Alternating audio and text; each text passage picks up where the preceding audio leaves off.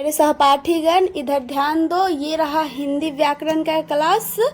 और मैंने व्यंजन पढ़ाया था, स्वर खत्म कर दिया था, व्यंजन पढ़ाया था, रिवीजन करा दे रहे हैं और फिर आगे पढ़ाते हैं। ठीक है, तो अगर वीडियो अच्छी लगे तो प्लीज़ लाइक, सब्सक्राइब और कमेंट जरूर कीजिएगा कि कैसी लग रही है वीडियो। ठीक है, तो चलिए देख लीजिए। व्यंजन एक बार फिर से रिपीट कर दे रही हूँ। जिस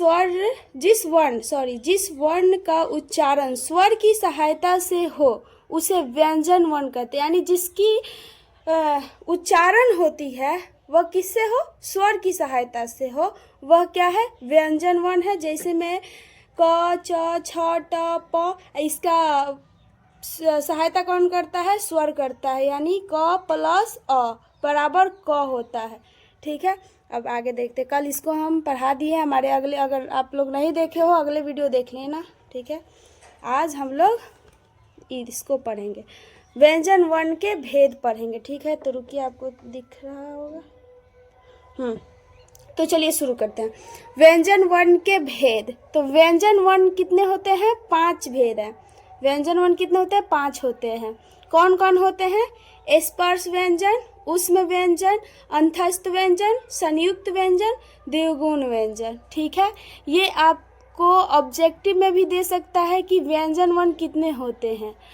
ऊष्म व्यंजन किस व्यंजन में आता है, ऐसे पूछ सकता है। ठीक है, तो मैं पूरा डिटेल में पढ़ाती हूँ, मैं शॉर्टकट नहीं चलती। ठीक है, शॉर्टकट ट्रिक जब आप लोग ये समझ लेंगे तब शॉर्टकट में चलेंगे। तो स्पर्श व्यंजन, ऊष्म व्यंजन, अंतस्थ व्यंजन, संयुक्त व्यंजन, द्विगुण व्यंजन। तो अभी स्पर्श व्यंजन की डिफिनीशन को देखेंगे। जिन वर्णों का उच्चारण कंठ, ओठ, तालु, मूर्धा, दंत आदि से स्पर्श किया जाता है उसे स्पर्श व्यंजन कहते हैं, यानी स्पर्श व्यंजन कहते हैं।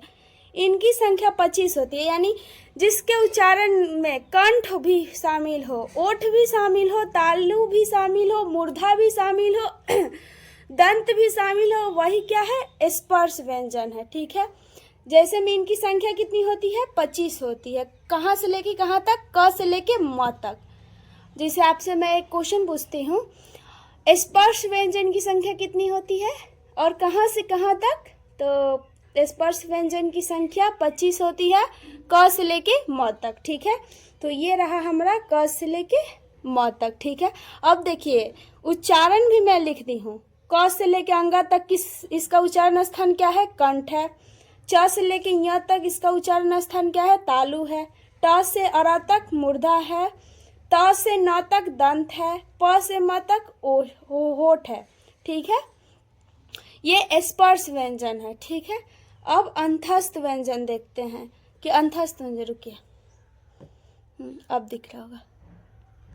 अब अंतस्थ व्यंजन देखते हैं। ठीक है, अंतस्थ व्यंजन का उच्चारण जीभ, तालु, दांत और होठों से तो स्पर्श होता है, लेकिन कहीं भी पूरा स्पर्श नहीं होता।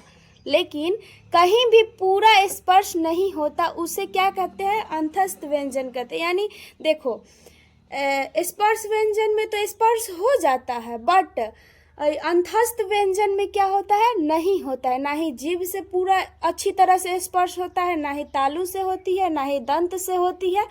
तो वही क्या होता है? अंतस्थ व्यंजन होता है। इनकी संख्या कितनी होती है? इनकी संख्या भी 4 होती है। इनकी संख्या कितनी होती है? इनकी संख्या 4 होती है। कौन कौन? या किसी भी अथी से हो रहा है इसका स्पर्श, या कभी जीभ से हो रही है, कभी दांत से, कभी कंठ से, तो ये स्पर्श नहीं हो रहा है। य, र, ल, व, ये इनकी संख्या कितनी होती है? 4 होती है। य, र, ल, व आदि। ठीक है, अब ऊष्म व्यंजन हम देखेंगे। ऊष्म व्यंजन किसे कहते हैं? तो देखो सब, ऊष्म व्यंजन का उच्चारण रगड़ या घर्षण से उत्पन्न ऊष्म वायु से होता है, उसे ऊष्म व्यंजन कहते हैं। जैसे में इनकी संख्या कितनी होती है? 4 होती है। तालाब स, मूर्धन्य, दंटी स, ह आदि। जैसे में देखो, तालाब स ऊष्म यानी रगड़ हो ही रहा है। मूर्धन्य स, दंटी स, ह यानी तो इसमें रगड़ तो हो ही रहा है, तो ये किस में आएगा? ऊष्म व्यंजन में आएगा। ठीक है, अब देखो सब, संयुक्त व्यंजन, ठीक है। संयुक्त व्यंजन किसे कहते हैं? तो ऐसे व्यंजन जो दो व्यंजनों के साथ मिलकर बना होता है, यानी ऐसे व्यंजन जो दो व्यंजनों के साथ मिलकर बना होता है उसे संयुक्त व्यंजन कहते हैं। जो दो व्यंजन के साथ मिलकर बना होता है उसे क्या कहते हैं? संयुक्त व्यंजन कहते हैं। इनकी संख्या कितनी होती है? 4 होती है। अक्ष, त्र, ज्ञ, स्र। अक्ष, त्र, ज्ञ, स्र। यहाँ पे आदि लिख लेना सब, आदि, ठीक है। अक्ष, त्र, ज्ञ, स्र, यानी इनकी संख्या भी कितनी होती है? 4 होती है, ठीक है। देखो अब उच्चारण इनका देखो, किन दो शब्दों से मिलकर ये बने होते हैं। आधा क प्लस पेटकट्टा स, आधा क प्लस पेटकट्टा स यानी मूर्धन्य स से मिलकर क्या बना है? अक्ष बना है।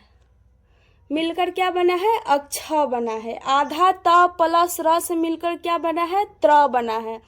आधा ज धन य से, इसको धन बोला जाता है, ठीक है, प्लस नहीं बोला जाता।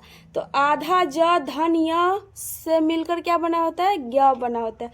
आधा स धन र से क्या बना होता है? स्र बना होता है, ठीक है। अब हम लोग क्या देखेंगे? द्विगुण व्यंजन। आज खत्म ही कर दे रहे हैं, ठीक है।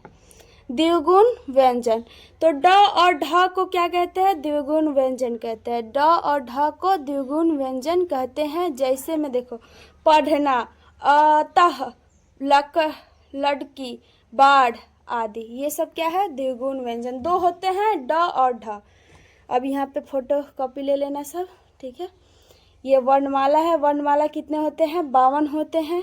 इसको पूरा अब डिटेल में हम लिख दिए। यही मेन होता है, उतना रटने की ज़रूरत नहीं है, यही मेन है, ठीक है। इतना ही एग्जाम में पूछता है, ऑब्जेक्टिव में, सब्जेक्टिव में नहीं बोल रहा, ऑब्जेक्टिव में बस इतना ही तुमसे पूछेगा कि स्वर्ण वन कितने होते हैं? 11 होते हैं। आयगवाह कितना होता है? 2 होता है। स्पर्श व्यंजन कितने होते हैं? 25 होते हैं। अंतस्थ व्यंजन 4 होते हैं। उष्म व्यंजन 4 होते हैं। संयुक्त व्यंजन 4 होते हैं। द्विगुण व्यंजन 2 होते हैं। और फिर ह्रस्व स्वर कितने होते हैं? 4 होते हैं।